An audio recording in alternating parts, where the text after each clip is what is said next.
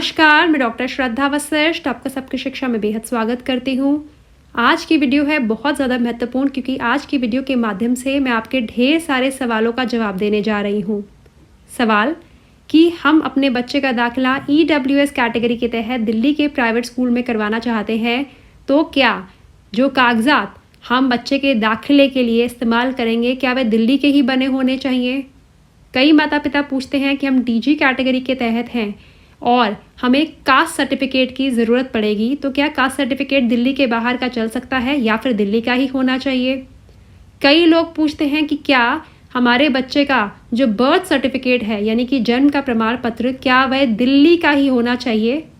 ऐसे सभी सवालों का जवाब मैं आज की वीडियो के माध्यम से देने जा रही हूँ। मैं आप सभी से अपील करूँगी कि यह वीडियो बहुत ज़्यादा महत्वपूर्ण है, इसीलिए इस वीडियो को आखिरी तक ज़रूर देखिएगा। यदि आप चाहते हैं दाखिले संबंधित संपूर्ण जानकारी सही समय पर सही जानकारी, तो आज ही सबकी शिक्षा को सब्सक्राइब करें और सबकी शिक्षा के बढ़ते परिवार का हिस्सा बनें। तो सबसे पहले मैं आपको बताना चाहूँगी कि यदि आप EWS कैटेगरी के तहत अपने बच्चों का दाखिला दिल्ली के प्राइवेट स्कूलों में करवाना चाहते हैं, तो जो आप EWS कैटेगरी सिद्ध करने के लिए जो कागजात देंगे, या फिर तो आप इनकम सर्टिफिकेट देंगे, या फिर आप BPL कार्ड देंगे, या फिर आप IA कार्ड देंगे, या फिर आप फूड सिक्योरिटी कार्ड देंगे, इन चारों में से जो भी कागजात आप EWS सर्टिफिकेट के तौर पर जमा करवाएंगे वह दिल्ली में ही बना होना चाहिए, यानी कि वह दिल्ली सरकार के द्वारा ही जारी किया गया होना चाहिए। यदि आपके यह कागजात दिल्ली के बाहर के बने हैं तो वह आपके बच्चे के लिए दाखिले में सहायक सिद्ध नहीं होंगे। वह कागजात जिससे आप यह सिद्ध करेंगे कि आपका बच्चा EWS कैटेगरी में आता है, मैंने आपको 4 कागजात बताए हैं, आप किसी एक का इस्तेमाल करेंगे तो वह कागजात दिल्ली का ही बना होना चाहिए। अब दूसरा सवाल उठता है कि बर्थ सर्टिफिकेट कहाँ का बना होना चाहिए।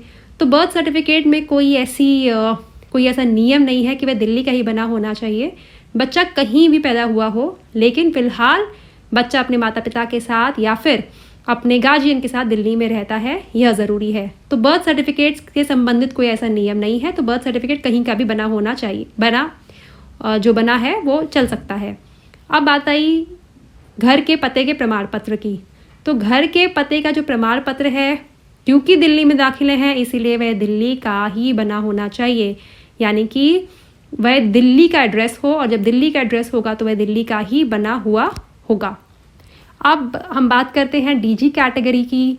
तो DG कैटेगरी में आपको कास्ट सर्टिफिकेट की ज़रूरत पड़ती है, चाहे आप SC कैटेगरी के तहत आते हैं यानी कि अनुसूचित जाति, या फिर आप ST कैटेगरी के तहत आते हैं या फिर अनुसूचित जनजाति, या फिर आप OBC non creamy layer category के तहत आते हैं, अन्य पिछड़ा वर्ग नॉन क्रीमी लेयर।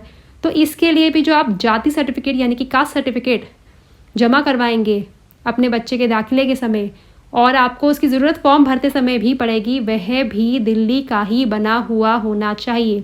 जी हाँ, वह दिल्ली का बना हुआ होना चाहिए। बहुत से लोग मुझसे सवाल करते हैं कि मैम हमारे पास जाति सर्टिफिकेट तो है लेकिन वह दिल्ली के बाहर का है, तो क्या वह चल जाएगा।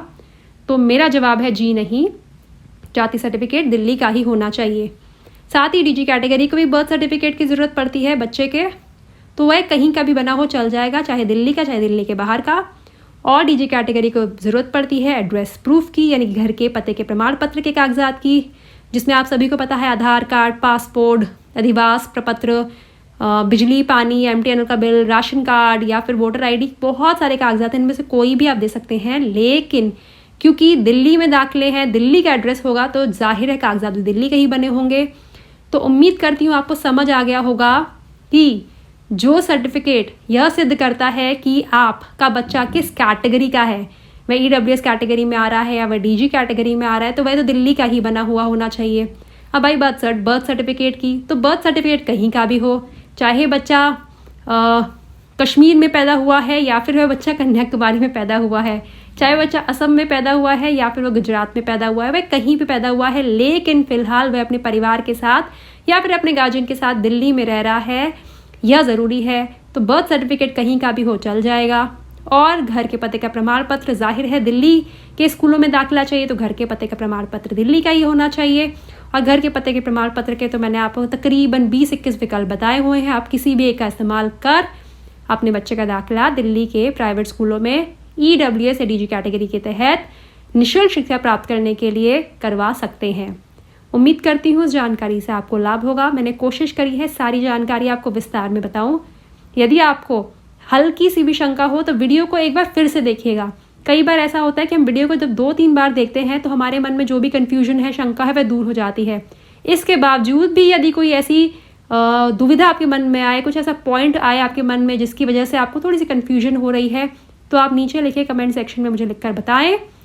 मैं कोशिश करूँगी आपके सवाल पर वीडियो लेकर आऊँ ताकि आपको आपके सवाल का जवाब भी मिले और उन लाखों लोगों को भी EWS DG कैटेगरी के तहत जो दिल्ली के प्राइवेट स्कूलों में निःशुल्क शिक्षा प्राप्त करने के लिए दाखिले होते हैं उसके संबंध में जानकारी प्राप्त हो।